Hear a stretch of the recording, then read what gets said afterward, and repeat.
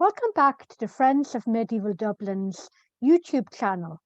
My name is Áine Foley.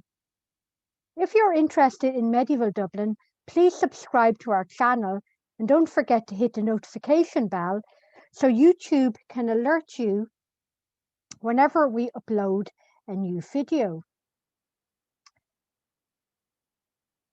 The 29th of December 2020 is an important anniversary.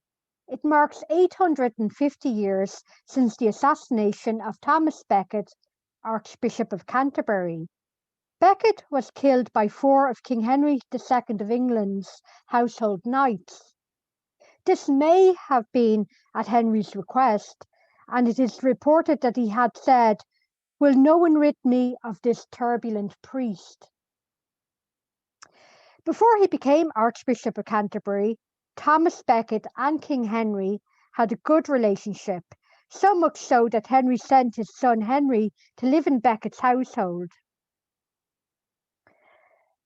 King Henry probably assumed that Becket would continue to be a loyal royal servant, but this was not to be. Becket was more concerned with recovering and extending the rights of the church rather than that of the crown.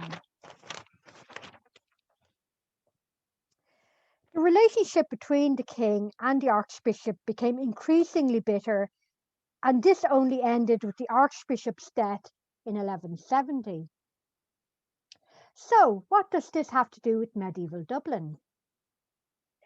Henry II may or may not have been directly involved in Becket's murder, but he had to agree to go in crusade and make other concessions to get back in the good books of the papacy.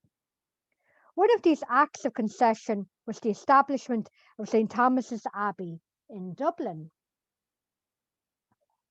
King Henry founded the Church of St. Thomas in 1177 because by this time Thomas had been canonized as a saint. Not long after its foundation, the church was transformed into an abbey. The abbey was the only royal ecclesiastical foundation in medieval Ireland. Though the abbey was founded by Henry II, it was his son, the infamous King John, who would become one of its most generous benefactors. Before he became King of England, John was Lord of Ireland, and he visited the lordship on 2 separate occasions. He took a special interest in the abbey, granting it 20 marks from the rent of the city of Dublin, as well as a tenth of the revenues generated by the city's taverns. The establishment of the abbey led to the development of the western suburbs of the city.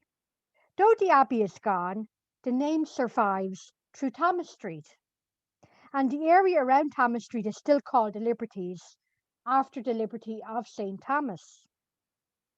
So though Thomas Becket never visited Dublin as far as we're aware, his martyrdom 850 years ago has left an indelible mark on the city.